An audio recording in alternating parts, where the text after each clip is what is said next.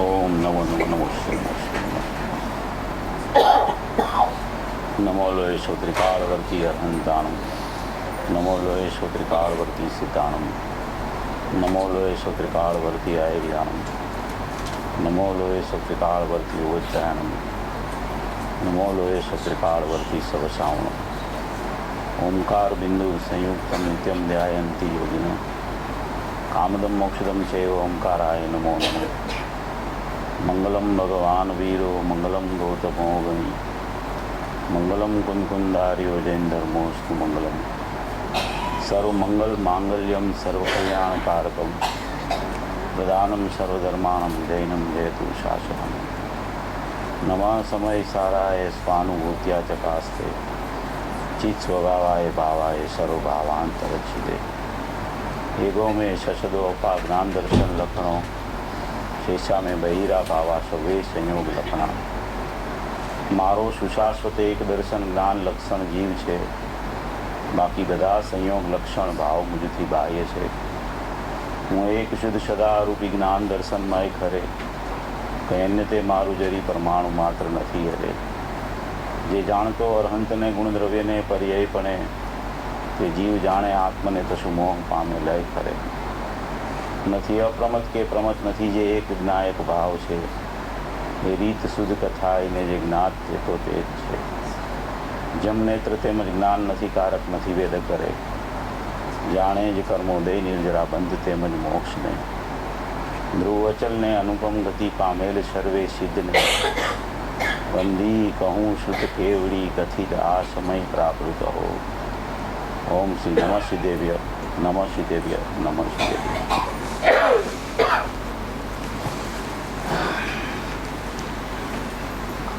अपना सौना धर्मपिता पूज्य गुरुदेव श्री एमनी जे अमृतवाणीनो धोध वही रह्यो छे पूज्य गुरुदेव श्रीना गुणगान गावामां आवे तो ये खरेखर तत्वना ज गुणगान छे कारण के आपणा माटे तो गुरुदेव ही स्वयं तत्व है कारण के त्यांथी जे तत्वनो प्रवाहनी सरवाणी फूटी है ये सरवाणी आपणा बधा भवी जीवो सुधी पहोंचेली है माटे गुरुदेवनी कोई पण वात आवे तो एमां आपणने खरेखर तो नायक भाव ज खरेखर तादृश थाय छे कारण के जेवो आपणो नायक देव एवा पूज्य गुरुदेव श्री अने जेवा पूज्य गुरुदेव श्री एवो आपणो नायक देव एवो बेयने एक रूप संबंध है माटे गुरुदेवना जेटला गुणगान आपणे गाय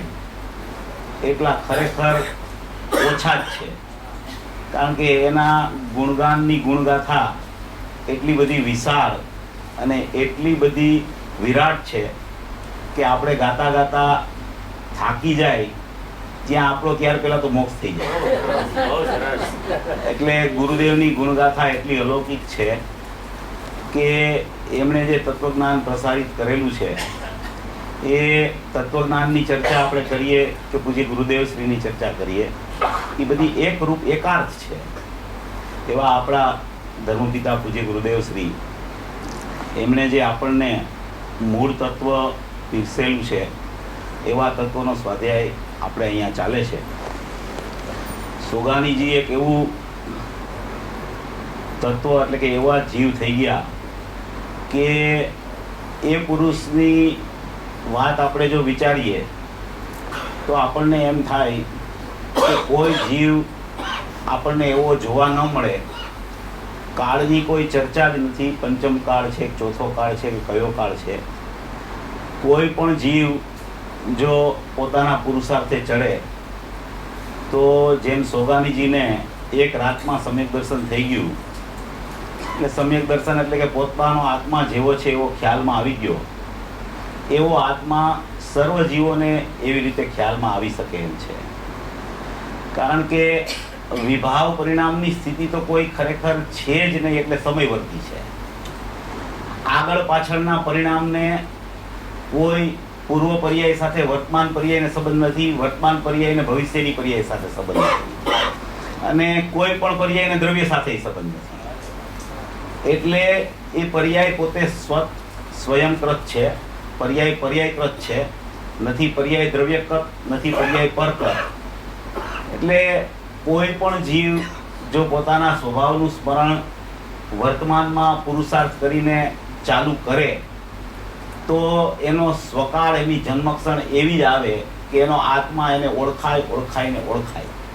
ન ઓળખી શકે એવો પ્રશ્ન જ નથી. કદાચ ઘણા અભ્યાસી જીવો હોય અને 50 વર્ષથી સ્વાધ્યાય કરતા હોય, અને કોઈ અજાયણો જીવ આવે અને ગુરુદેવની વાણી સાંભળે કે જ્ઞાન જુદો અને રાગ જુદો, તો એને ખબર પડી જાય કે હું તો જાણનાર છું, બીજું મારામાં કંઈ છે જ નહીં, એટલામાં અનુભવ થઈ શકે છે. એમાં કાંઈ શાસ્ત્રનો સ્વાધ્યાય કે કોઈ બાહ્યક સયોપસમ એનો કોઈ કામ આમાં છે જ નહીં. ખરેખર જે જીવને પ્રીતિ આવે પોતાના સ્વભાવની, પોતાના જ્ઞાયક દેવની, પોતાના આત્મદેવની, એને પ્રીતિ આવે, એની પાછળ પ્રતીતિ હોય ને હોય જ. એટલે આમાં પ્રીતિનું કામ છે કે કેટલી પ્રીતિપૂર્વક એનું કાર્ય ચાલે છે અંદરમાં. બાહ્યમાં તો બધા સ્વાધ્યાય કરતા હોય, ચર્ચા કરતા હોય, પણ અંદરથી એની પ્રીતિ કેવી છે, અંદરથી પોતાને ખબર પડે કે પોતે કેટલો પલળેલો છે, પોતે કેટલો ભીંજાયેલો છે, પોતાને ખરેખર તત્વ કેટલું રૂચે છે. જે ગુરુદેવ શ્રી દ્વારા ઉપદેશ આપવામાં આવે છે એમાંથી કયો ઉપદેશ આપણે અહીંયા આજે 1 કલાકના પ્રવચનમાં ગ્રહણ કર્યો, કે આજે 1 કલાક પોતે સ્વતંત્ર સ્વાધ્યાય કર્યો, એમાં કઈ વાત એને ટચ થઈ ગઈ, અને એ વિષય એને કેવી રીતે અંદરમાં પોતે ગોઠવવો, એવા પુરુષાર્થપૂર્વક જો જીવ ચડી જાય તો આ કાર્ય એટલું બધું સરળ છે કે જ્ઞાનીઓ તો જ્યારે વિકલ્પમાં આવે ત્યારે એમ જ કહે છે કે આટલો કાળ ગયો કેવી રીતે. એને એવો વિચાર આવે છે કે આટલો કાળ આમાં જાય જ નહીં, આટલો બધો અનાદિથી હું કેમ પરિભ્રમણ કરતો આટલો કાળ ગયો કેવી રીતે. આટલું સરળ હતું, આટલો આત્માને પ્રાપ્ત કરવો આટલો ઈઝી છે, આટલા ક્ષણ માત્રમાં આત્મા પ્રાપ્ત થઈ શકે છે, તો આટલો બધો ટાઈમ લાગી કેવી રીતે ગયો. એને એવો વિકલ્પ આવે છે. માટે આ તત્વ ગહન, ગંભીર અને ખૂબ જ પ્રયોજનભૂત હોવા છતાં એવું નથી કે કોઈને ન સમજાય. કોઈને ન સમજાય માટે જ્ઞાનીઓ ઉપદેશ કદી આપતા જ નથી. જ્ઞાનીઓ બધાને સમજાય માટે જ ઉપદેશ આપતા હોય છે. માટે કોઈ એવો વિચાર ન કરવો કે અમે નવા છીએ, અને કોઈ જૂનાએ એવો વિચાર ન કરવો કે આને ક્ષયોક્ષમ ઓછો છે અને મને વધારે છે. કારણ કે આમાં ક્ષયોક્ષમની પર્યાય તો સમયવર્તી છે. આગળ પાછળ એને કાંઈ સંબંધ જ ખરેખર છે જ નહીં. ધારણા જ્ઞાન તો તરત વિલીન થઈ જાય છે. નવી પર્યાય આવે છે, એ નવી પર્યાયમાં એનો પુરુષાર્થ અને એનો અભિપ્રાય અને એની યથાર્થ સમજણ નિર્ણયપૂર્વકની કેવી છે, એના ઉપર એ પર્યાયનું પરિણમન છે. એટલે સમયવર્તી પર્યાય છે અને ત્રિકાળવર્તી જ્ઞાયક દેવ છે. વિભાવ કેટલો છે, દોષ કેટલા છે? 2 જ. એક અભિપ્રાયનો ને એક અસ્થિરતાનો. 2 જ દોષ છે. ગુણ કેટલા છે? અનંત. તો અનંત ગુણને તમે જુઓ, અનંત ગુણાત્મક આખું ગુણી છે, અને દોષ તો માત્ર એ જે ગુણીમાં નથી એવી વર્તમાન પર્યાયમાં એક સમયવર્તી દોષ વર્તે છે. માટે દોષ તો સાવ થોડોક છે. દોષ કોઈ મોટો પહાડ નથી, અને આ દોષ છે એ સમયવર્તી છે. અંદર દોષ નથી, બહારમાં દોષ નથી. પર્યાયમાં ઉપર દોષ ચાલે છે, એ સમયવર્તી છે. હું તો ત્રિકાળવર્તી છું. એમ એને પોતે નિર્ણય કરવાનો છે, એમ પોતે વિચારધારા કેળવવાની છે કે મારું કાંઈ બગડી જ નથી ગયું.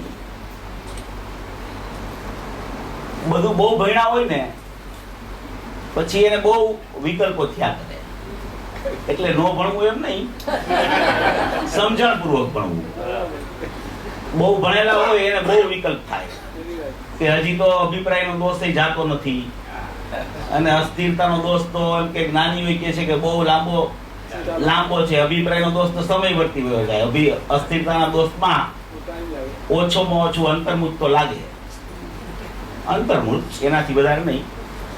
તો એને એમ ચિંતા થવા માંડે કે ઘણું લાંબુ છે, ઘણો દોષ છે, હું અંતર્મૂળ સુધી તો ક્યારે એક સાથે બેસીશ ધ્યાનમાં, ત્યારે મને યથાખ્યાત ચારિત્ર આવશે ને કેવળ જ્ઞાનનો ભડકો થશે. પણ ભાઈ એવું ખરેખર કાંઈ આમાં પરિસ્થિતિ બગડી જ નથી. પેલા તો ઉપાડ જ ત્યાંથી કરવો કે કાંઈ બગાડ થયો જ નથી, અને જ્યાં બગાડ સમયવર્તી થાય છે ત્યાં હું છું નહીં. બગાડ સમયવર્તી જ્યાં થાય છે, બગાડ એટલે મિથ્યાત્વ અને રાગદ્વેષ, અને મિથ્યાત્વ અને રાગદ્વેષ એનું નામ જ અજ્ઞાન. બીજું અજ્ઞાન કાંઈ છે જ નહીં. અજ્ઞાન નામની કોઈ ચીજ નથી, અજ્ઞાન નામની કોઈ વસ્તુ નથી. જ્ઞાન નામની વસ્તુ છે, એને ઓળખતો નથી, એનું નામ અજ્ઞાન છે. બીજું અજ્ઞાન કાંઈ છે જ નહીં ખરેખર. એને ઓળખતો નથી એનું નામ મિથ્યાત્વ છે, એને ઓળખતો નથી એનું નામ રાગદ્વેષ મોહ છે. બીજું કોઈ થયું જ નથી, કાંઈ પર્યાયમાં કાંઈ થયું નથી. ગુરુદેવ તો ત્યાં સુધી કહે છે કે પર્યાયમાં તને જ્ઞાન વર્તે છે, પર્યાયમાં તને જ્ઞાન વર્તે છે. જ્ઞાયકમાં જ્ઞાન છે, એના ગુણમાં જ્ઞાન છે, તો એની પર્યાયમાં બીજું કાંઈ ક્યાંથી આવે?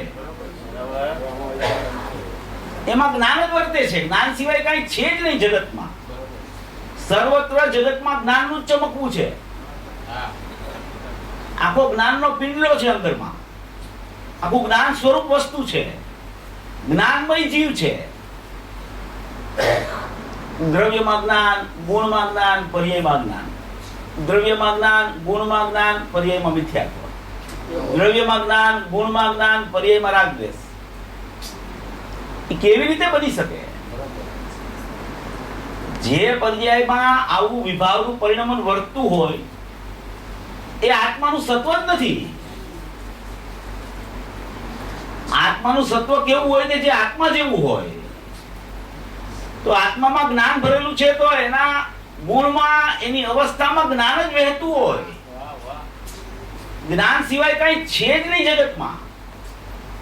જગત આખું જ્યાં જોવો હોય ત્યાં, જ્યાં જીવ જોવો ત્યાં જ્ઞાનથી બનેલું છે. જીવનું સ્વરૂપ જ જ્ઞાનમય છે. જાણવું એનો સ્વભાવ છે અનાદિ અનંત. એ જાણવામાં જ્યાં વિકલ્પ ઉત્પન્ન કરે છે કે આને જાણું છું, આને નથી જાણતો, આને નથી જાણતો, આને જાણું છું, બે વિકલ્પ છે. એ વિકલ્પની એક તો બુદ્ધિ ચાલે છે અનાદિથી. જાણવું તો સ્વભાવ છે, જાણવું તો લક્ષણ છે. લક્ષમાં જાણવું, ચેતનમાં જાણવું, એના ગુણમાં ચૈતન્યમાં જાણવું, અને એની ચેતનામાં પણ જાણવું, જાણવું, જાણવું, જાણવું, જાણવું, જાણવું અનાદિથી ચાલે છે. દ્રવ્ય ગુણ પર્યાયના ભેદ જ તમે ન કરો તો જાણવું છે કે પર્યાયમાં રાગ છે, આત્મામાં તો જ્ઞાન છે. પણ પર્યાયમાં રાગ આવ્યો કેવી રીતે? વર્તે છે, રાગ વર્તે છે પ્રત્યેક સમયે. સોગાનીજીએ કીધું ને, ભાઈએ કીધું હમણાં કે સોગાનીજીએ એમ કીધું કે રાગને રાગમાં રહેવા દે. એટલે કે એમ કે છે કે રાગ તારામાં છે જ નહીં એમ. રાગને તું તારામાં છે જ નહીં એમ જો. જ્યાં રાગ છે એને રાગમાં રહેવા દે. એટલે તારામાં નથી એમ તું એને વિચાર કે રાગ છે જ નહીં, જ્યાં છે ત્યાં રહેવા દે. એટલે એ રાખવા માટે કે છે, એમ કે છે કે તારામાં છે જ નહીં, અને તું દૂર કરવાનો પ્રયત્ન કર્યો છો કે રાગને દૂર કરવું, મિથ્યાત્વને દૂર કરવું, અજ્ઞાનને દૂર કરવું. દૂર કરવું જરૂરી ખૂબ છે, અત્યંત જરૂરી ને આવશ્યક પણ છે. નહીં તો સંસાર ચાલશે, આપણે તો મોક્ષમાં જવું છે ને. પણ દૂર કરવાની વિધિની ખબર નથી. એની વિધિ અગત્યની છે કે રાગની ઉત્પત્તિ થાય નહીં કેવી રીતે. રાગને રાગમાં રહેવા દે એટલે કે તું તારો સ્વભાવ છે ત્યાં જાઈશ તો રાગ ઉત્પન્ન જ નહીં થાય એમ કે છે. તો આપણે ચર્ચા ચાલે છે લક્ષ લક્ષણની. કાલે આપણે ચર્ચા ચાલી હતી લક્ષ લક્ષણની.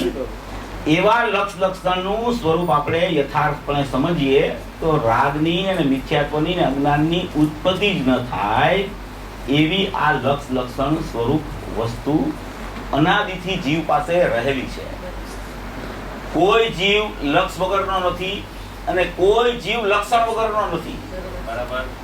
અનાદિથી એની પાસે લક્ષભૂત આત્મા છે અને અનાદિથી જીવ પાસે એક લક્ષણ એનું રહી ગયું છે. ચાહે નિગોદમાં ચાલ્યો ગયો હોય, કે ચાહે વર્તમાન મનુષ્ય પર્યાયમાં હોય, કે ચાહે સિદ્ધ પર્યાયમાં જતો રહે, પણ એનું લક્ષણ એવું ને એવું રહી ગયું છે. એનું લક્ષ સ્વરૂપ પણ એવું ને એવું રહી ગયું છે. આ સમજણ કરી અને હું જ્ઞાયક છું એટલો જ ભાવ કેળવવાનો છે. પણ લક્ષ લક્ષણની ચર્ચા એવી છે કે જીવને અરૂપી દ્રવ્ય તો અત્યારે ખ્યાલમાં આવતું નથી. જીવનું દ્રવ્ય કેવું છે? અરૂપી છે. અરૂપી કહેતાય ખરેખર તો એમાં બાધા આવે છે. તો જ્ઞાન સ્વરૂપ છે. અરૂપી તો બધાય દ્રવ્યોમાં છે, માટે એમાં તો દોષ આવી જાય અતિવ્યાપ્તિ. એટલે જ્ઞાન સ્વરૂપ છે જીવ, અરૂપી નથી. જીવ ચૈતન્ય સ્વરૂપ છે, જીવ જ્ઞાન સ્વરૂપ છે, જીવ જ્ઞાયક દેવ છે, જીવ અખંડ વસ્તુ છે, જીવ શાશ્વત દેવ છે, જીવ અપરિણામી સ્વભાવ છે, કે જેમાં કોઈ પરિણમન જ છે નહીં. અનાદિથી પરિણમન થાય છે. એ પરિણમન જે ચાલી રહ્યું છે એ બીજે ચાલે છે. સોગાનીજીને એક વખત કોઈ કીધું કે તમે અત્યારે અહીંયા ગુરુદેવ અને બેન શ્રી ભક્તિ કરે છે અને તમે અહીંયા ચર્ચા કરો છો. ગુરુદેવ રોજ બપોરે ભક્તિ કરવા જતા, પ્રવચન પૂરું થાય એટલે બેન શ્રી ભક્તિ કરાવતા હતા. તો સોગાનીજી ચર્ચા કરતા હતા. તો સોગાનીજીને કોઈ કીધું કે તમે અહીંયા ત્યાં ભક્તિ ચાલે છે ને તમે અહીંયા ચર્ચા કરો છો. એટલે એને જરાક સોગાનીજીને સળવળાટ કરાવી. પછી પોતે તો ચર્ચામાં આવે, કહેનાર તો ચર્ચામાં બેઠા હોય ત્યારે તો કહી શકે, બરાબર. સોગાનીજી તો આવી વાત કરે એટલે એ તો એની તો આ દ્રવ્ય દ્રષ્ટિની તીખાસ તો કોઈ પારખી ન શકાય એવી. આમ શબ્દમાં તો આપણે બોલી જાય, પણ એનું અંદરનું વલણ છે એટલું તીખાસ વાળું કે એને કોઈ દિવસ એને અનુભવ પછી પર્યાયનો પરિચય જ નથી થયો. પર્યાયનો પરિચય જ નથી થયો એને. એવી એની દ્રવ્ય દ્રષ્ટિ હતી. એને ખબર જ નહોતી કે પર્યાય શું હોય. એવી એની દ્રવ્ય દ્રષ્ટિની તીખાસ હતી. તો એને કોઈ આમ કીધું કે તમે અહીંયા ચર્ચા કરો છો અને ત્યાં બેન શ્રી અને ગુરુદેવ ભક્તિમાં બેઠા છે. તો એને એમ જવાબ આપ્યો कि ये सब स्वप्न में हो रहा है, ये चर्चा सब स्वप्न में हो रही है, जागृत दशा में तो कुछ और है. अरे वाह, बहुत सरस. એને કહેવાય દ્રવ્ય દ્રષ્ટિ. એવું જોર હતું એનું એ પુરુષ. એવું જોર ને બળ અંદરથી આવવું, શબ્દમાં નહીં, વિકલ્પમાં નહીં, અંદરથી સ્વરૂપે જ એવો છું. મારો સ્વભાવ જ જ્ઞાયક છે. હું તો જ્ઞાનમય ચૈતન્ય પરમાત્મા છું. હું તો અપરિણામી વસ્તુ છું. હું તો ધ્રુવ તત્વ છું. હું તો શાશ્વત દેવ છું. હું તો દેવાધિદેવ છું. હું તો પરમ દેવ છું. એમને અંદરથી ભાવનાપૂર્વક આવવો જોઈએ એનો વિશ્વાસ. એવી આ સોગાનીજીની ચર્ચા અપૂર્વ છે. અને એ એક એવા પુરુષ થઈ ગયા કે એને આપણને એમ શીખડાયું કે ગુરુદેવની વાણી આવી છે કે કોઈ પણ જીવ એક રાતમાં અનુભવ કરી શકે છે. એવા આ પૂજ્ય ગુરુદેવ શ્રીની વાણીનો આપણે બધા સ્વાધ્યાય કરીએ છીએ. એવું એમાં રહસ્ય ભરેલું છે ગુરુદેવની વાણીમાં. આ કોઈ સાધારણ વાત નથી ગુરુદેવની. એક કલાક સાંભળી લીધી, વિકલ્પમાં ખ્યાલ આવી ગયો કે આ બરાબર આમ છે, આમ છે, આમ છે, દ્રવ્ય આવું, ગુણ આવું, પર્યાય આવું. એમ નથી. આ બહુ અનમોલ વસ્તુ મળી ગઈ છે આપણને. એટલે આની કિંમત તો જેટલી આપણે આંકીએ ને એ આપણે આંકી શકતા જ નથી ખરેખર. એટલી અપૂર્વ આની કિંમત છે. એવા પૂજ્ય ગુરુદેવ શ્રીની આ ચર્ચા છે. એમાં લક્ષ લક્ષણની ચર્ચા આપણે કાલે થોડી લીધેલી. એ લક્ષ લક્ષણની ચર્ચા આપણે આગળ વધારીએ છીએ. લક્ષ લક્ષણ એટલે કે જ્ઞાયક દેવ છે એ લક્ષ છે, અને એક એનું જ્ઞાન લક્ષણ છે, એક એનું પરમ પરિણામિક ભાવ લક્ષણ છે. આવા બે લક્ષણ શાસ્ત્રોમાં આવ્યા છે. પરમ પરિણામિક ભાવ લક્ષણ જે આવ્યું છે એ પરમ પરિણામિક ભાવ લક્ષણનું વાચ્ય શું કે પારિણામિક એટલે નિરપેક્ષ. પારિણામિક એટલે નિરપેક્ષ. એ પરમ પરિણામિક ભાવ લક્ષણ છે એ ઔદયિક, ઔપસમિક, સહૌપસમિક અને ક્ષાયિક એ ચાર લક્ષણ સાપેક્ષ છે. એ ચાર લક્ષણ સાપેક્ષ એ પર્યાયના લક્ષણ છે અને પરમ પરિણામી ભાવ લક્ષણ એ દ્રવ્યનું લક્ષણ છે. તો એ સાપેક્ષ લક્ષણો છે એ જીવના નથી એમ બતાવી અને મારું પરમ પરિણામી ભાવ લક્ષણ છે એમ બતાવીને ત્રિકાળી દ્રવ્યને ઉર્ધ્વ કર્યું છે. લક્ષણ બતાવી કે એ નિરપેક્ષ છે. એ દ્રવ્યને કોઈની સાપેક્ષતા નથી.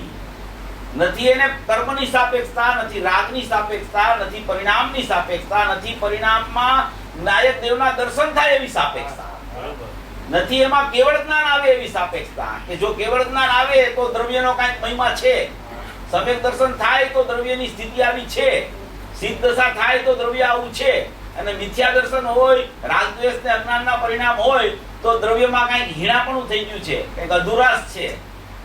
એવું નથી, નિરપેક્ષ તત્વ છે.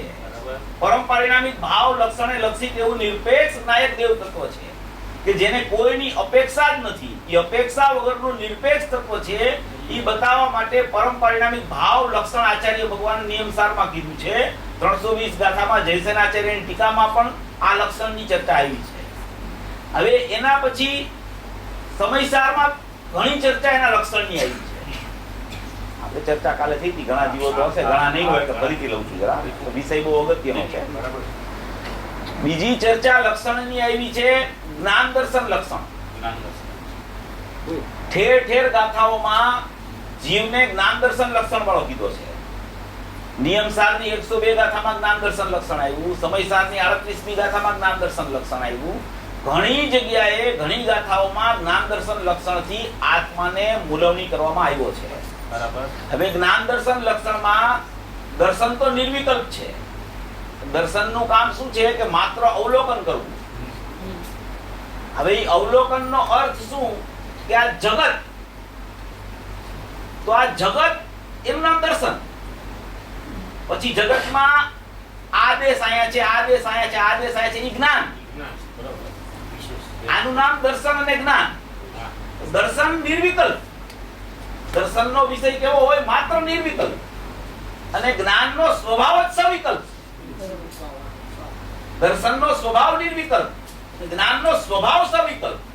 સ્વભાવ સવિકલ્પ એટલે વિકલ્પ નહીં, સવિકલ્પ સ્વભાવ એટલે જાણવું જાણવું જાણવું જાણવું જાણવું જાણવું એવો જ્ઞાનનો સ્વભાવ સવિકલ્પ છે. હવે એ દર્શન નિર્વિકલ્પ છે, તો એ દર્શન નિર્વિકલ્પ છે એની ખબર જ્ઞાનમાં પડે છે. માટે જ્ઞાન છે એ જાગતો દેવ છે, જ્ઞાન છે એ જાણનાર છે, જ્ઞાન છે એ ચૈતન્ય સત્તા છે. જ્ઞાનમાં જાણવું જાણવું જાણવું જાણવું જાણવું જાણવું જાણવું ચાલ્યા જ કરે છે. જાણનાર છે એ જ્ઞાન. અને જ્ઞાન લક્ષણ થી જ આત્મા વિભૂષિત છે. એ જ્ઞાનનું બખ્તર પહેરીને બેઠો છે આત્મા. એવું એક જ્ઞાનનું બખ્તર છે કે જ્ઞાન વપુ છે, જ્ઞાન શરીરી છે, બીજું કોઈ શરીર નથી એની પાસે. એ જ્ઞાન શરીરી આત્મા છે, એ જ્ઞાન દેવ છે. નાયક કહેતા જ્ઞાનમય. નાયકનો કોઈ બીજો અર્થ નથી.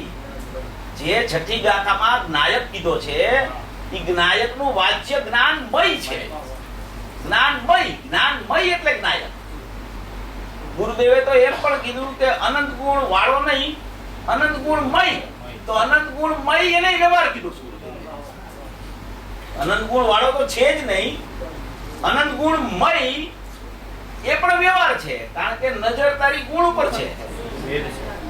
તો એ દ્રષ્ટિનો વિષય નથી. પણ એને ઓળખાવવો હોય તો કેવી રીતે ઓળખાવવો? તો કે જ્ઞાન છે, દર્શન છે, ચારિત્ર છે, સુખ છે, વિભૂત્વ છે, પ્રભુત્વ છે, એમ ઓળખાવવામાં આવે. પણ એમાં મુખ્યતા માત્ર જ્ઞાન ગુણની જ રહેલી છે, કારણ કે જ્ઞાન જ એવું લક્ષણ છે કે જાણવું જાણવું જાણવું એમાં જ જાણવું રહેલું છે. બીજા કોઈ ગુણને ખબર નથી અમે કેવા છીએ. શ્રદ્ધાને ખબર નથી કે હું કોણ છું, ચારિત્રને ખબર નથી હું કોણ છું, સુખને ખબર નથી હું કોણ છું, વીર્ય ગુણ પુરુષાર્થ ચાલે છે એને ખબર નથી હું કોણ છું, વિપુ ગુણમાં વ્યાપકપણું છે એને ખબર નથી હું કોણ છું. એ બધું પરિણમન ચાલે છે, એ જ્ઞાન દર્શાવે છે કે આમ ચાલે છે. તો મુખ્યતા જ્ઞાનની છે. જાણનાર જાણનાર જાણનાર જાણનાર જાણનાર એ જ્ઞાન છે. જ્ઞાનથી બધું પકડાય છે, જ્ઞાનથી બધી ખબર પડે છે. જ્ઞાન પોતે એક નાયક દેવ છે. હવે એવું એક લક્ષણ એની પાસે અનાદિથી બચી ગયું છે. દરેક જીવ પાસે જ્ઞાન લક્ષણ મોજૂદ છે. ભલે હજી સમ્યક દર્શન ન હોય, ભલે હજી મિથ્યાત્વની અવસ્થા હોય, ભલે હજી અજ્ઞાન દશા ચાલતી હોય, પણ જ્ઞાન લક્ષણમાં કઈ થયું નથી. જ્ઞાન લક્ષણ અજ્ઞાન રૂપ કદી પરિણમતું નથી. જ્ઞાનમાં કદી મિથ્યાત્વ આવતું નથી. જ્ઞાનમાં કદી રાગ આવતો નથી. જ્ઞાનનો ઉપયોગ એવો રહી ગયો છે કે રક્ષક છે નાયકનો. એને કોઈ પણ વિભાવ પરિણામને નો એન્ટ્રી કરી દીધી છે નાયકમાં આવવા માટે. એ રક્ષક થઈને ઊભો છે, દિવાલ થઈને. એવું એક લક્ષણ જીવ પાસે અનાદિથી રહી ગયું છે. અને એ લક્ષણ છે, એ લક્ષણમાં અનાદિથી નાયક ભાવ છે. એવું અનાદિનું લક્ષણ છે કે જે લક્ષણ કદી પણ કોઈ રૂપ પરિણમ્યું નથી. એકલા નાયક રૂપ રહી ગયું છે. જેટલું બીજું પરિણમન ચાલે છે, મતિ, શ્રુત, અવધિ, મન પર્યાય કે કેવળ જેટલી પર્યાય રૂપ પરિણમન ચાલે છે, એ બધું વિશેષ છે. અને આ લક્ષણ સામાન્ય છે. અને એ સામાન્યમાં સામાન્ય દ્રવ્ય રહેલું છે. એટલો ભેદ કરો તો એ સામાન્ય લક્ષણમાં સામાન્ય દ્રવ્ય છે. બાકી તો આખું સામાન્ય ભાવ છે. આપણે એક દ્રષ્ટાંત લીધો તો કાલે કે કોઈ પણ વસ્તુ હોય એને ઓળખી એના લક્ષણથી શકાય. જેમ કે નિમક હોય તો એ નિમકને તમે કેવી રીતે ઓળખો આ નિમક છે? તો એની ખારપ ઉપરથી તમને ખબર પડે કે આ નિમક છે. એ લક્ષણનો સ્વાદ આવે જીવને. એમ જ્ઞાનનો સ્વાદ અનાદિથી આવે છે જીવને. કોઈ જીવને રાગનો સ્વાદ આવ્યો જ નથી ક્યારેય. કોઈ જીવને અજ્ઞાનનો સ્વાદ આવ્યો નથી. કોઈ જીવને મિથ્યાત્વનો સ્વાદ કદી આવ્યો નથી ને કદી આવવાનો નથી. દરેક જીવ જ્ઞાનને વેદતો પરિણમે છે અત્યારે વર્તમાનમાં. એવું લક્ષણ એની પાસે વર્તમાનમાં મોજૂદ છે. પૂજ્યભાઈ દ્રષ્ટાંત આપતા હતા. એ બહુ અદ્ભુત અપૂર્વ દ્રષ્ટાંત આપતા હતા ભાઈ. પ્રકાશક પ્રકાશને પ્રકાશ્ય એ કહેતા હતા. અમિત ગતિ આચાર્યમાં આવે છે પ્રકાશક પ્રકાશ પ્રકાશ્ય. તો પ્રકાશક છે એ તો દ્રવ્ય છે. એનો પ્રકાશ છે એ તો એનો ઉપયોગ છે. અને એનું પ્રકાશ્ય આ ઘટપટ છે. તો હવે ઈ પ્રકાશક છે, એનો જે પ્રકાશ છે, તો પ્રકાશક તો અત્યારે દેખાતો નથી. પ્રકાશક તો અત્યારે ખ્યાલમાં નથી આવતો ને. દ્રવ્ય જો ખ્યાલમાં આવે તો અનુભૂતિ હોય, પણ પ્રકાશક અત્યારે ખ્યાલમાં નથી આવતો. પણ હવે એનો પ્રકાશ છે, પ્રકાશ એને પકડાય છે કે સૂર્ય છે અત્યારે. હવે એનો પ્રકાશ તો ચાલુ છે અત્યારે. તો એ પ્રકાશ ચાલુ છે તો એનો અર્થ એમ છે કે એ પ્રકાશ દેખાય છે, એનો અર્થ એમ છે કે સૂર્ય છે. જો પ્રકાશ દેખાતો હોય તો સૂર્યની અસ્થિ હોય ને હોય જ. અને એ પ્રકાશ છે એને કદી સૂર્યને છોડ્યો ન હોય તો જ સૂર્યની અસ્થિ સિદ્ધ થઈ શકે. જો આ લાઈટ છે અત્યારે, તો લાઈટમાંથી પ્રકાશ આવે છે. અત્યારે અહીંયા દેખાય છે શું? તો કે અહીંયા બધા બેઠા છે, આ ગાદલા દેખાય છે, અહીંયા આ ટેબલ છે, અહીંયા શાસ્ત્ર છે. તો એ દેખાય છે ખરેખર પ્રકાશ. પણ પ્રકાશના નિમિત્તને જોઈને એમ કહેવામાં આવે છે કે શાસ્ત્ર દેખાય છે, ગાદલા દેખાય છે, આ દેખાય છે, મનુષ્ય બેઠા છે. ઈ પ્રકાશના નિમિત્તપણાનો ઉપચાર પ્રકાશ ઉપર કરીને કહેવામાં આવે છે. ખરેખર દેખાય છે પ્રકાશ. એ પ્રકાશમાં શું રહેલું છે? તો કે પ્રકાશમાં પ્રકાશક રહેલો છે. તો કે હું પ્રકાશક છું. એમ અભેદમાં લક્ષમાં લક્ષણનો ભેદ કરી અને લક્ષ ઉપર જવાનું છે. એટલા ભેદથી તરત લક્ષ ઉપર જઈ શકાય છે. કોઈ પણ જીવ આ પ્રયોગ કરે તો વર્તમાનમાં આ જ સ્થિતિથી અનુભવ થઈ શકે છે. અને દ્રવ્ય દ્રષ્ટિમાં હું પરમાત્મા જ છું, હું અખંડ ધ્રુવ તત્વ છું. ભેદ પાડીને આ સમજવું પડે છે અને ઈ સમજીને પછી અભેદમાં જવા માટેનો રસ્તો જલ્દી ખુલી જાય છે. ભેદ પાડીને સમજવાનું છે. ભેદ ઈ વસ્તુનું સ્વરૂપ નથી. વસ્તુનું સ્વરૂપ તો અભેદ છે, અખંડ છે, ધ્રુવ છે, કુટસ્થ છે. એવો વસ્તુનો સ્વભાવ એવો ને એવો રહી ગયો છે. જ્ઞાનીઓ એને લક્ષણનો ભેદ કરીને સમજાવે છે, કારણ કે લક્ષણનો પરિચય છે. એને લક્ષનો પરિચય નથી એટલે એને લક્ષણથી લક્ષમાં લઈ જાય છે. જેમ આપણે શ્રદ્ધાથી ચર્ચા કરીએ છીએ એમાં જ્ઞાનથી ચર્ચા છે. શ્રદ્ધામાં શું છે કે હું શ્રદ્ધેય છું, હું ધ્રુવ છું, હું કુટસ્થ છું, હું એક છું, અખંડ છું, નિત્ય છું, શાશ્વત છું, અભેદ છું, પરમ પરિણામિક ભાવ લક્ષણે લક્ષિત છું. એ તો શ્રદ્ધાના બોલ છે. તો હું શ્રદ્ધેય જ છું. શ્રદ્ધેય છું એમ શ્રદ્ધા બોલે છે એવું નથી. હું શ્રદ્ધેય જ છું એવો શ્રદ્ધાનો સૂર હોય છે. શ્રદ્ધાના સૂરમાં શ્રદ્ધા ક્યાંય હોતી જ નથી. શ્રદ્ધાના સૂરમાં એમ કે શ્રદ્ધા એમ કહે છે કે હું શ્રદ્ધેય છું, તો એ તો જ્ઞાન છે. એ શ્રદ્ધા છે જ નહીં. એટલો ભેદ છે તો જ્ઞાન થઈ ગયું. તો કારણ કે જ્ઞાનમાં ભેદ પડે, શ્રદ્ધા અભેદ જ હોય હંમેશા. તો એવી રીતે આ લક્ષણ છે અનાદિથી જીવ પાસે રહી ગયું છે. અનાદિથી છે જીવ પાસે. એમાં સમયસારમાં 68મી ગાથા પછીના શ્લોક છે એમાં ચર્ચા આવી છે કે જીવનું ચૈતન્ય લક્ષણ કાયમ રહી ગયું છે. એ લક્ષણ કદી જુદુંય પડ્યું નથી, છૂટ્યું નથી, છૂટવાનું નથી. હવે એને એમ ન જોવું કે આ તો ઉત્પાદ વાળું છે એટલે ઈ નીકળી ગયું છે, ઈ બહાર વયું ગયું છે, હું તો ધ્રુવ છું. ઈ શ્રદ્ધાની વાત છે. ઈ શ્રદ્ધાનો વિષય છે કે એમાં ઉપયોગ લક્ષણ જ નથી. વર્તમાન ઉપયોગ લક્ષણ ઉત્પાદ રૂપ એવા છે જ નહીં. ઉત્પાદ વેચી રહી કીધું 50 ટીકાઈમાં ધ્રુવને. કઈ પર્યાયની ચર્ચા જ નહીં. ઉત્પાદ જ નથી એમાં. ઉત્પાદ વેચી રહી ધ્રુવ છે એ દ્રષ્ટિનો વિષય છે. અને એને પકડવા માટે, અનુભૂતિ માટે, અનુભવની ચર્ચા જ્યારે ચાલતી હોય તો અનુભવમાં શું છે કે લક્ષણથી લક્ષ ખ્યાલમાં આવે છે. કોઈ જીવ એવો હોય કે સીધો શ્રદ્ધામાં હું શ્રદ્ધેય છું એમ પકડી દે. એમ પણ હોય, ન હોય એવું નથી. એમ પણ થાય કામ. પણ એને પૂર્વે પણ જ્ઞાનનો નિર્ણય આવી ગયો હોય, એને નિર્ણય કરી લીધો હોય. નિર્ણય વગર કોઈની શ્રદ્ધા સમ્યક થાય જ નહીં. આ નિયમ 17 ગાથામાં આવ્યું કે જાણેલાનું શ્રદ્ધા ન હોય. જેને જાણે એની શ્રદ્ધા થાય. જેમ કે નાયક આવો છે એમ જાણે તો એ નાયકની શ્રદ્ધા કરી શકે. તો એ જાણવું એવો નિર્ણય તો એને પહેલા પ્રથમ ભૂમિકામાં આવી જ ગયો હોય. પછી કોઈ જીવની પરિણતિ એવી સડસડાટ ઉપડે જેમ કે સોગાનીજીની ઉપડી, હું તો આ જ છું, હું તો આ જ છું. તો કે જ્ઞાનમાં આત્મા જણાય છે. તો કે તને ખબર જ નથી આત્મા. તું ભૂલો પડી ગયો છો. એવો ભેદ જ નથી દ્રવ્યમાં. હું તો ધ્રુવ પરમાત્મા છું, હું તો અખંડ દેવ છું. જ્ઞાનમાં જ્ઞાયક જણાય છે. એ ચર્ચા તો તારે નિર્ણય કરવા માટે હતી કે જ્ઞાનમાં આ નથી જણાતું એટલા માટે. જ્ઞાનમાં જ્ઞેય નથી જણાતું, જ્ઞાનમાં અનંત ગુણ નથી જણાતા, જ્ઞાનમાં પર નથી જણાતું. એ તો બહુ દૂરની વાત છે.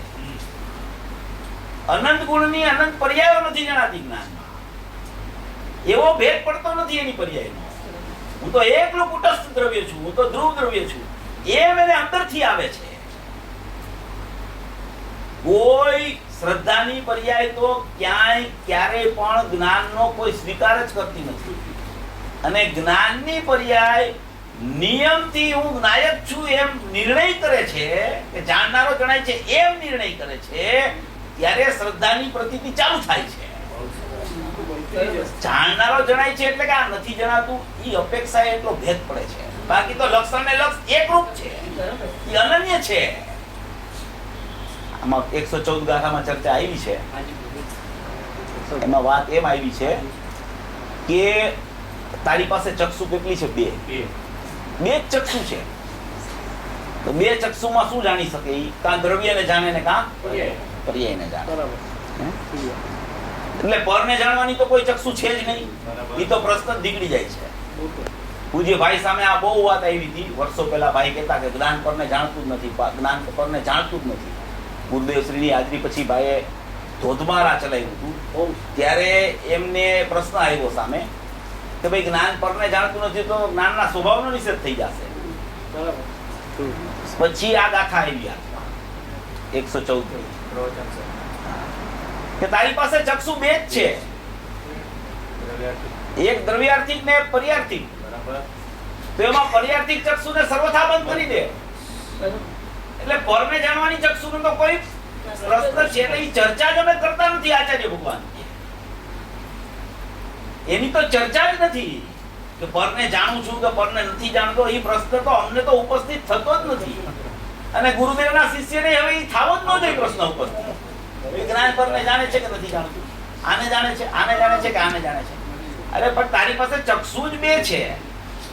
જાણવું હોય છે તો યા તો ભેદરૂપ અનંત પર્યાયનું પરિણમન છે એનું જાણવું હોય છે, અને ત્યાંથી અંદર આવો તો માત્ર જ્ઞાનનું જાણવું હોય છે. અને અભેદથી જોવો તો જ્ઞાનમાં નાયક છે એવું અભેદપણું છે. ભેદરૂપ જોવો તો જ્ઞાન ગણાય છે, અભેદરૂપ જોવો તો નાયક ગણાય છે. અને ભેદરૂપ જોવો તો જ્ઞાનમાં અનંત ગુણની અનંત પર્યાયનું પ્રતિભાસન સ્વયંકૃત છે. એ પર્યાયો એ સ્વયંકૃત પર્યાયોનું પરિણમન છે. એ સ્વયંકૃત જ્ઞાનમાં પ્રતિભાષા કરે છે. જ્ઞાન જાણવા નથી જાતું એને, એ તો એની પોતાની પ્રમેયત્વ શક્તિ છે, એનું પોતાનું જ્ઞેયત્વ છે અનંત ગુણની અનંત પર્યાયનું. તો એ પ્રદર્શિત પોતાનું અસ્તિત્વ છે. દરેક ગુણ એમ વિચારે કે મારું પણ કઈક અસ્તિત્વ છે આત્મામાં. મારું અસ્તિત્વ ખલાસ નથી થઈ ગયું. તમે જ્ઞાન જ્ઞાન જ્ઞાન જ્ઞાન કરો છો તો મારી કોઈ સત્તા છે જ નહીં. તો એને એમ થાય છે કે મારું અસ્તિત્વ પણ હું ક્યાંક ને ક્યાંક પ્રદર્શિત કરું તો જ્ઞાનને ખબર પડે કે હું છું આયા. તો એ પોતાનું પ્રમેયત્વ પ્રદર્શિત જ્ઞાનમાં પ્રતિ સમય કર્યા કરે છે. પોતે પોતાના સ્વભાવથી જડતા કરે છે. જ્ઞાન ક્યાં જાતું નથી, જ્ઞાન એને જાણતું નથી. એનું પોતાનું જ્ઞેયત્વ બધી પર્યાયો પ્રદર્શિત કરે છે જ્ઞાનમાં. જ્ઞાન તો જ્ઞાનનો સ્વભાવ જ્ઞાનત્વ અને જ્ઞેયત્વ બેય છે. જ્ઞાન તો પોતાના જ્ઞેયત્વને જાણે છે, પોતાના જ્ઞેયત્વને જાણે છે. ત્યારે એને ખબર પડી જાય છે કે બહારમાં આવી પર્યાયોમાં આવું પરિણમન છે. જાણવા જાતું નથી ક્યાંય. હવે એ અનંત ગુણની અનંત પર્યાયોને પણ જ્ઞાન જાણતું નથી તો પરને જાણવાની તો ચર્ચા છે જ નહીં. અનંત ગુણની અનંત પર્યાયને જાણવાની પર્યાર્થિક ચક્ષુ પણ તું બંધ કરી દે. જ્ઞાન પાસે ખરેખર તો ચક્ષુ એક જ છે, શુદ્ધ નહીં એક જ છે. કારણ કે શુદ્ધાત્મા એક છે. જો શુદ્ધાત્મા બે પણ હોય તો શુદ્ધ નહીં માં બે પણ આવે તો શુદ્ધ નહીં ને અશુદ્ધ નહીં એવા પ્રકાર પડે. પણ શુદ્ધાત્મા એક છે તો શુદ્ધ નહીં એક જ છે, એક જ ચક્ષુ છે. બે ચક્ષુ જ નથી. બે ચક્ષુ હોય તો બંધ કરવી પડે. શુદ્ધાત્મા છે બે, શુદ્ધાત્મા એક છે તો એની ચક્ષુ એક જ હોય. જ્યાંથી શુદ્ધાત્મા દેખાય એક જ ચક્ષુ છે. એટલે પરને જાણવાની તો ચક્ષુ છે જ નહીં. પર્યાર્થિક ચક્ષુ તો એની બંધ જ છે, કારણ કે એ છે જ નહીં ચક્ષુ. એકલી દ્રવ્યાર્થિક ચક્ષુ છે કે જેમાંથી દ્રવ્ય દેખાય. કારણ કે દ્રવ્ય એક છે, શુદ્ધાત્મા એક છે. એટલે નહીં એક જ છે, શુદ્ધ નહીં. તો શુદ્ધાત્મા બે હોય તો બે નહીં પડે. શુદ્ધાત્મા એક છે એટલે નહીં એક જ છે. નિયમસારના 72માં કળશમાં આચાર્ય ભગવાન કહે છે કે અજ્ઞાનીઓને મિથ્યા દ્રષ્ટિઓને એવી વિકલ્પના છે કે કારણ તત્વ શુદ્ધ અને કાર્ય તત્વ અશુદ્ધ. સમ્યક દ્રષ્ટિ તો એમ ભાવે છે, એમ ધ્યાવે છે, એમ જોવે છે કે કારણ તત્વ શુદ્ધ હોય તો કાર્ય તત્વ કોઈ દિવસ અશુદ્ધ હોઈ શકે જ નહીં. એવું આચાર્ય ભગવાને ફરમાન કર્યું છે કે કારણ તત્વ જેને શુદ્ધ હોય એનું કાર્ય તત્વ અશુદ્ધ હોય. તો ચક્ષુ બે આવી કેવી રીતે? કારણ તત્વ શુદ્ધ છે, ત્રિકારી દ્રવ્ય શુદ્ધ છે, અખંડ છે, અપરિણામી છે, શુદ્ધતાનો પિંડ છે, જ્ઞાનનો ઢગલો છે, અંદરમાં જ્ઞાનનો ગાંઠડો છે, તો એમાંથી બીજી ચક્ષુ કે અશુદ્ધતા કોઈ દિવસ કાર્ય તત્વમાં આવી કેવી રીતે શકે? બરાબર. માટે જ્ઞાનીઓ એમ કહે છે કે કારણ તત્વ શુદ્ધ છે તો કાર્ય તત્વ તો શુદ્ધ જ હોય, અશુદ્ધ હોઈ શકે જ નહીં. આ સમયસારમાં ગાથા આવી છે. આમ ગાથા આપણને છે ને એ સરળ લાગે, પણ એ બહુ પ્રયોજનભૂત ગાથા. જે શુદ્ધ જાણે આત્માને તે શુદ્ધ આત્મા મેળવે. તો એ આત્માને શુદ્ધ જાણતો શુદ્ધ છે એમ સ્વીકાર જ નથી કરતો, એટલે કાર્ય તત્વમાં અશુદ્ધતા આવે છે. કારણ તત્વ શુદ્ધ છે એમ સ્વીકાર આવી જાય તો કાર્ય તત્વમાં અશુદ્ધતા આવે કેવી રીતે? તો ચક્ષુ છે ને એક જ છે, કારણ કે શુદ્ધ આત્મા એક છે એટલે શુદ્ધ ને એક જ છે. 71 કળશમાં કીધું છે ને કે હું કઈ નહીંથી જોઉં કે આ મિથ્યા દ્રષ્ટિ ને આ સમ્યક દ્રષ્ટિ. કોઈ નથી સમ્યક દ્રષ્ટિ, કોઈ નથી મિથ્યા દ્રષ્ટિ. મને તો બધાય આત્મા દેખાય છે. મારી પાસે એવી કોઈ નય જ નથી કે જે નહીંથી હું જોઉં એમ કે આ સમ્યક દ્રષ્ટિ છે ને આ મિથ્યા દ્રષ્ટિ છે. મને તો બધું શુદ્ધ શુદ્ધ ને શુદ્ધ જ દેખાય છે. મારી પાસે એવું કોઈ જ્ઞાન હોય કે ઈ એવા ભાગલા પાડે કે આ શુદ્ધ છે ને આ અશુદ્ધ છે, આ સમ્યક દ્રષ્ટિ છે ને આ મિથ્યા દ્રષ્ટિ છે. મારી પાસે જે જ્ઞાયક ભાવ છે એ શુદ્ધ છે, મારું જ્ઞાન છે એ શુદ્ધ છે, તો એમાંથી આવતો પ્રવાહ તો શુદ્ધ જ હોય. તો ઈ શુદ્ધમાં તો શુદ્ધ જ દેખાય. આ અશુદ્ધતાનું લફડું આવ્યું ક્યાંથી? મિથ્યા દર્શન થયું જ નથી. ઈ માને છે ને કે હું મિથ્યા દ્રષ્ટિ છું, ઈ જ મિથ્યા દર્શન છે. અને સમ્યક દર્શન કોઈને થતું જ નથી, કારણ કે મિથ્યા દર્શન જ નથી. એ તો શુદ્ધ છે, તો અખંડ છે, તો ધ્રુવ છે, તો જ્ઞાનમય છે. જ્ઞાનમાં ક્યાં સમ્યક દર્શન ને મિથ્યા દર્શન છે? જ્ઞાનમય જ્ઞાયક છે. જ્ઞાનમાં અનાદિથી ધ્રુવપણું પડ્યું છે, એના ગુણમાં ધ્રુવપણું છે. અને એક સમયનો ઉપયોગ જે ખંડ કહેવાય છે, જેને ખંડ કહેવાય, જે પ્રગટ થતો કહેવાય, જે અંશ કહેવાય, એ પણ અનાદિ અનંત છે. એ ફરતો નથી. એમાં એક સમયે ઉપયોગમાં જ્ઞાન હોય, બીજે સમયે અજ્ઞાન થઈ જાય, ત્રીજે સમયે પાછું જ્ઞાન થઈ જાય. એમ ઈ ફરતો ઉપયોગ નથી. ઈ ઉપયોગ એ જો તમે એને નિરંતર જોવો તો ઈ ધ્રુવ છે. ઉપયોગ ધ્રુવ છે એટલે ઉત્પાદની હોવા છતાં એવો ને એવો, એવો ને એવો, એવો ને એવો, એવો ને એવો, એને ધ્રુવ કહેવાય. એવું મારું સ્વરૂપ છે. દ્રવ્ય ગુણ પર્યાય કઈ થયું જ નથી. પ્રોબ્લેમ તો બધાયને ઉત્પાદમાં છે. ઉત્પાદનો ઉત્પાદ ચાલે છે. બહુ સરસ, બહુ સરસ. ધ્રુવ તો એવો ને બધાને ખબર છે, પણ ઉત્પાદમાં કઈ થયું નથી. જ્ઞાન રહી ગયું છે અનાદિથી. જ્ઞાન જ્ઞાન જ્ઞાન જ્ઞાન જ્ઞાન એવો સ્વભાવ છે જીવનો. બરાબર. અને એ સ્વભાવમાં સ્વભાવવાન પ્રતિષ્ઠિત છે. કોઈ એને બિરાજમાન કરવાનો નથી જ્ઞાયક દેવને જ્ઞાનમાં. બરાબર. એવું એનું સ્વરૂપ રહી ગયું છે. અનાદિથી એવો સ્વભાવ છે. અનાદિથી લક્ષણે લક્ષને છોડ્યું નથી. અનાદિથી જેમ તમે કોઈ પદાર્થ જોવો તો એ પદાર્થ એના લક્ષણને કદી છોડતું જ નથી. લક્ષણ છૂટી જાય તો એ વસ્તુ જ ન રહી શકે. લીંબુની ખટાશ જો એમાંથી નીકળી જાય તો કોણ લીંબુ કહે એને? સાકરમાંથી ગળપણ નીકળી જાય તો એને સાકર કોણ કહી શકે? એમાં જ્ઞાન લક્ષણ કદી નીકળતું નથી. જ્ઞાનને ક્ષયોક્ષમ કે એનો પક્ષ એ જુદો વિષય છે. આ તો જ્ઞાન સ્વભાવની ચર્ચા ચાલે છે. જ્ઞાન સ્વભાવ એમ આવે ને કે ભાઈ જ્ઞાનને બહુ યાદ ન કરવું, જ્ઞાનનો પક્ષ ન કરવો, ક્ષયોક્ષમ જ્ઞાન તરફ ન વળવું, નાયકને જોવો. તો એ ચર્ચા છે એ ધારણા જ્ઞાનમાં જે ક્ષયોક્ષમમાં એને બધું ગોઠવેલું છે ને એ જ્ઞાનના નિષેધની ચર્ચા છે. અહીંયા તો જ્ઞાન સ્વભાવની વાત ચાલે છે. જ્ઞાન સ્વભાવ છૂટ્યો નથી. જ્ઞાન સ્વભાવ કદી નીકળો નથી. જ્ઞાન સ્વભાવ કદી નીકળતો નથી. લક્ષણ કદી લક્ષને છોડતું નથી અને અલક્ષને કદી પકડતું નથી. લક્ષણે કદી લક્ષને અનાદિથી છોડ્યું નથી. સ્વભાવ કદી વિભાવ રૂપે પરિણમતો જ નથી. સ્વભાવનું પરિણમન જોવું હોય તો પણ સ્વભાવ રૂપ જ હોય છે અનાદિથી. એક સમયવર્તી અવસ્થામાં આવો સ્વીકાર ધ્યેય સ્વરૂપનો અને જ્ઞેય સ્વરૂપનો બેય ન હોવાને કારણે વિકલ્પની ઉત્પત્તિ થાય છે. બરાબર. જ્યાં એ ભાગલા પાડે છે, ધ્યેયમાં કાં ગુણભેદ કરે છે હા. અને કાં જ્ઞેયભૂત અભેદમાં છે ને એ પર્યાય ભેદ કરે છે. ધ્યેયમાં અનંત ગુણનો ભેદ કરે છે તો એ ગુણભેદ થાય છે, તો વિકલ્પની ઉત્પત્તિ થાય છે. વિકલ્પ. અને જ્ઞેયભૂત અભેદ કથનચિત છે એમાં એ પર્યાયનો ભેદ કરે છે. એ પર્યાયનો ભેદ કરે છે એટલે ત્યાંય વિકલ્પ થાય છે. આ બેય વિકલ્પ એક સમયમાં એક સાથે ચાલે છે અને એ વિકલ્પ મારો છે એમ માને છે એનું નામ મિથ્યાત્વ છે. બરાબર.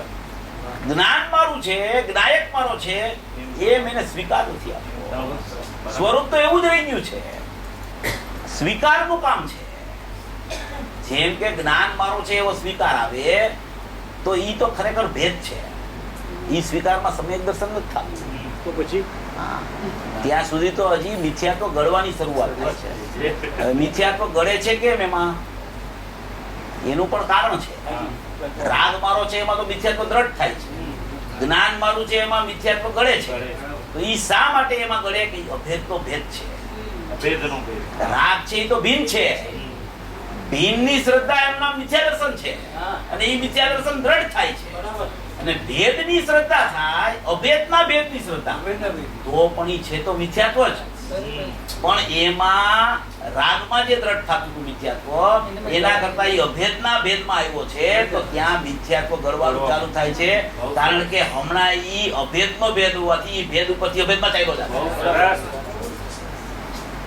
આવી વસ્તુની વ્યવસ્થા છે. હવે આ વસ્તુની વ્યવસ્થા સમજી અને શ્રદ્ધાનો વિષય હું જ્ઞાયક છું એ જ કર્તવ્ય છે. મૂળ વાત તો એ જ છે. પણ આ વિષય એના જ્ઞાનમાં આવી જાય તો લક્ષ લક્ષણની જે વસ્તુની વ્યવસ્થા છે એ અનાદિથી રહી ગઈ છે. કોઈ ઉત્પાદમાં જ્ઞાન દેખાય તો ગભરાવાની જરૂર નથી કે ભાઈ આપણે તો હવે ઉત્પાદમાં જ્ઞાન દેખાણું, ઉત્પાદન નો દેખાવો જોઈએ, પર્યાય દ્રષ્ટિ થઈ ગઈ એમ વિચારતા નહીં. રાગ છે ને ઈ બંધનું કારણ છે, જ્ઞાન છે ઈ લક્ષણ છે. પણ જ્ઞાનને શ્રદ્ધા જોવે છે ત્યાં સુધી મિથ્યાત્વ તો છે, કારણ કે ભેદ છે. પણ ઈ ભેદ હમણાં નીકળી જશે, કારણ કે રાગને જોવાનું બંધ કર્યું છે.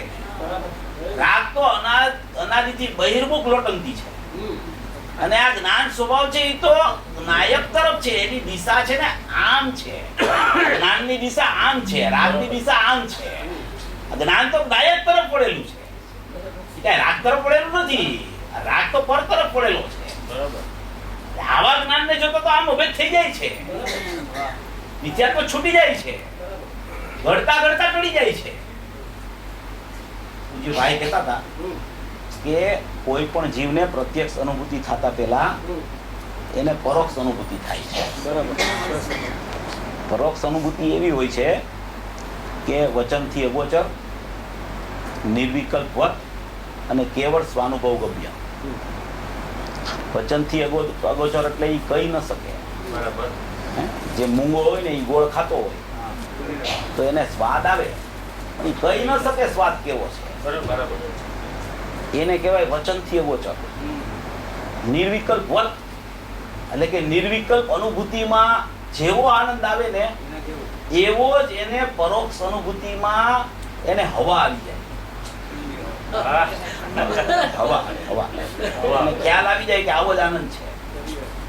અને કેવળ સ્વાનુભવ ગમ્ય, એ પોતાને જ ખબર પડે કે આવું કંઈક ચાલે છે, પોતે જ સમજી શકે, પોતે જ એનો પ્રયોગ કરીને નિર્ણય કરી શકે. એ નિર્ણયનું કોઈ લક્ષણ નથી. અનુભૂતિનું લક્ષણ સ્વસંવેદન છે. આ નિર્ણયનું કોઈ લક્ષણ નથી. પોતાને ખબર પડે કે હવે અનુભૂતિ મારી પ્રત્યક્ષ અનુભૂતિ દૂર નથી, હમણાં મને અનુભૂતિ થશે, હમણાં મને આનંદની ઉર્મિઓ ઉછળી જશે, હમણાં મને કેવળ જ્ઞાન કેવું છે એ છે ને શ્રુત જ્ઞાનમાં ખ્યાલ આવી જશે. અવયવીનો અવયવ હમણાં પ્રગટ થઈ જશે. કેવળ જ્ઞાન અવયવી છે એનો અવયવ શ્રુત જ્ઞાન છે. એ ભાવ શ્રુત જ્ઞાનમાં એને ખબર પડી જશે કે ઓહો આનંદ તો આવો જ હોય છે. એમ એવો એને પરોક્ષ અનુભૂતિમાં આવો નિર્ણય થઈ જાય છે. અને એ નિર્ણય જે લક્ષ લક્ષણની વ્યવસ્થા ખ્યાલમાં આવે છે અને જો ત્યાં એનું જ્ઞાન ટકી જાય છે, એને ખબર પડવા માંડે છે કે વસ્તુનો સ્વભાવ તો આવો જ છે, આ સ્વભાવે કદી પોતાના જ્ઞાયક ભાવને છોડ્યો જ નથી. જ્ઞાનમય જ્ઞાયક છે એવા જ્ઞાનમાં કદી જ્ઞાયકનો એને કોઈ દિવસ વિસરાણો જ નથી. એવો ને એવો ધ્રુવ પણ અનાદિથી રહી ગયું છે મારું જ્ઞાન. હવે એ જ્ઞાનમાં જે એને પરોક્ષ અનુભૂતિમાં જ્ઞાયકનો નિર્ણય આવે છે ત્યારે એ એમ વિચાર નથી કરતો કે હવે શ્રદ્ધામાં મિથ્યાત્વ કેટલું ગયું, હવે હમણાં શ્રદ્ધામાં મિથ્યાત્વ જાશે કે નહીં, એનું લક્ષ્ય જ નથી ત્યાં. પરોક્ષ અનુભૂતિ જેને કહેવાય કે જેને ધ્રુવ સિવાય કઈ દેખાતું જ નથી. એક અખંડ ધ્રુવ છું, એક જ્ઞાયક ભાવ છું, એક કુટસ્થ પરમાત્મા છું, એક ધ્રુવ દેવ છું, એક પરમ દેવાદી દેવ પરમાત્મા છું, એવું એને અંદરથી છે ને જ્ઞાન, ચાલતું જ્ઞાન છે ને એને પકડાય અને ઈ જ્ઞાનમાં જ્ઞાયક છે એમ એને પરોક્ષ અનુભૂતિમાં ચાલ્યા જ કરે. એ પરોક્ષ અનુભૂતિ આવ્યા પછી એને પ્રત્યક્ષ અનુભૂતિમાં વાર લાગતી જ નથી. કોઈને કેટલો કાળ જાય એની મર્યાદા નથી, પણ પરોક્ષ અનુભૂતિ જેને આવી ગઈ એને ખબર પડે છે કે હવે વેદન હમણાં આવશે. એને વેદન આવે અને એ વેદન આવે ને, જ્યારે વેદન આવે અનુભૂતિમાં પ્રત્યક્ષ, ત્યારે એને ખબર પડે કે આત્મા અકારક છે, અવેદક છે. અવેદક છે ત્યારે ખબર પડે. ત્યાર પહેલા એ બોલે અવેદક છે, પણ ખબર તો એને વેદન આવે ત્યારે પડે કે ઓહો આ બધું તો પર્યાયમાં વેદન આવે છે, ધ્રુવ તો અવેદક છે. વેદીને એમ કે છે હું અવેદક છું. વેદન આવે ત્યારે એને ખબર પડે કે ઓહો આ વેદન તો પર્યાયનું છે, હું તો અવેદક છું, હું તો ધ્રુવ પરમાત્મા છું, હું તો કુટસ્થ છું, હું તો અભેદ છું, હું તો અખંડ છું, હું તો અકારક છું, હું કદી કોઈનો કરતાય નથી, કદી કોઈનો જ્ઞાતાય નથી, હું તો જ્ઞાયક દેવ અખંડ પરમાત્મા ધ્રુવ મૂર્તિ છું. એમ એને ત્યારે વેદન કરીને ખબર પડે છે કે આત્મા અવેદક છે, અકારક છે, અભેદ છે, એમાં ભેદ છે જ નહીં, અપરિણામી છે, એમાં પરિણામ છે જ નહીં, અખંડ છે, એમાં ખંડ છે જ નહીં. એવું એને ત્યારે વેદન કરીને ઈ પકડે છે કે ઓહો મારો પરમાત્મા આવો છે, મારો ધ્રુવ દેવ આવો છે, કે ઈ સદાય અવેદક રહી ગયો છે. મારે એનું વેદન કરવાનું જ નથી. હવે વેદન જે આવે છે અનુભૂતિમાં, એમાં શું થાય? વેદનમાં હોય શું ખરેખર? બધા એમ કે વેદન આવે. વેદન એટલે શું? વેદનની સ્થિતિ શું? એમાં કઈ દ્રવ્ય અને પર્યાય એકમેક થઈ જાય છે, પર્યાય રૂપ રહી જાય છે, દ્રવ્ય રૂપ રહી જાય છે, એમ હોય છે? એમાં થાય શું? એમાં જેટલું એને લક્ષનો ભેદ કરીને સમજો તો ધ્રુવ પરમાત્મા છું એવા વિકલ્પ આવ્યા હતા એને, ઈ બધા ભેદ રૂપી વિકલ્પો વિલીન થઈ ગયા. ભેદ રૂપી વિકલ્પ વિલીન થાય છે, ભેદ રૂપ રહી જાય છે, પણ અભેદમાં ભેદ ભાસતો નથી. ભેદ ભાસતો નથી. હવે ભેદ છૂટતો નથી ને ભેદ ભાસતો નથી. એનું નામ વિકલ્પ છૂટો અનુભૂતિ. જો ભેદ દેખાય તો અનુભૂતિ નથી, ભેદ ન રહે તો પર્યાયના દ્રવ્યો ના. અભેદમાં ભેદ દેખાતો નથી એટલે ભેદ રૂપી વિકલ્પો છૂટે છે. ભેદ રૂપ રહી જાય છે, વિકલ્પ છૂટી જાય છે, અને અભેદ છું એવું શ્રદ્ધા જ્ઞાન ને ચારિત્રાણી મોક્ષ માર્ગ પ્રગટ. આવી નિર્વિકલ્પ ધ્યાન જ્ઞાન ને શ્રદ્ધાની સ્થિતિ છે. અને આવું જેને લક્ષણનો ખ્યાલ આવે, જેને ખરેખર જ્ઞાનમાં જ્ઞાયક જ બિરાજમાન છે એવી ખબર પડે, અને લક્ષણનો ખ્યાલ આવીને લક્ષ તરફ છે ને લક્ષણ જવા માંડે કે હું તો લક્ષભૂત પદાર્થ છું, હું તો ધ્રુવ પદાર્થ છું, હું તો કુટસ્થ છું, હું તો અખંડ છું, હું તો એક છું, એમ એનું જોર પકડાવા માંડે તો દ્રષ્ટિ ત્યાં જાય અને દ્રષ્ટિમાં શ્રદ્ધામાં સમ્યક દર્શન પ્રગટ થાય. અને એવો જીવ જે હોય એ સમ્યક દર્શન પ્રગટ કરવા માટે પુરુષાર્થ ન કરતો હોય, એ આત્મા આવો છું એના માટે પુરુષાર્થ કરે છે. ત્યારે ઓલા તો ઢગલા થઈ જાય છે. ઢગલા હું જોતોય નથી. આનંદના ઢગલા થાય છે, પણ એ ઢગલા સામે એની દ્રષ્ટિ જાતી નથી. જ્ઞાનમાં એ ઢગલાનો ખ્યાલ આવે છતાં જ્ઞાની તરફ છે જ નહીં, જ્ઞાયકને છોડતું જ નથી. આવું શ્રદ્ધા અને જ્ઞાનનું મૈત્રીપણું છે. બે એક સાથે એકરૂપ ચાલે છે. જ્યાં જ્ઞાન ત્યાં શ્રદ્ધા, અને જ્યાં શ્રદ્ધા ત્યાં જ્ઞાન. એ બેની મૈત્રી છે. એ છૂટતી નથી મૈત્રી ક્યારે. એ કાયમ ચાલુ રહે છે. કાયમ એની મૈત્રી ટકેલી છે. આવો જ્ઞાયક ભાવ અને એનું લક્ષણ, એનો ધ્રુવ સ્વભાવ, એની નિરપેક્ષતા, એની સાપેક્ષતા, નિરપેક્ષતાપૂર્વક સાપેક્ષતા, આ બધા વિષયો જે પૂજ્ય ગુરુદેવશ્રીએ અને પૂજ્ય ભાઈએ સ્પષ્ટ કર્યા છે એનો આપણે વ્યવસ્થિત સ્વાધ્યાય કરી, અભ્યાસ કરી અને સર્વભવ્ય જીવો મોક્ષ માર્ગમાં પ્રયાણ કરી અને મોક્ષ લક્ષ્મીને વરે એવી મંગળ ભાવ. પ્રભુ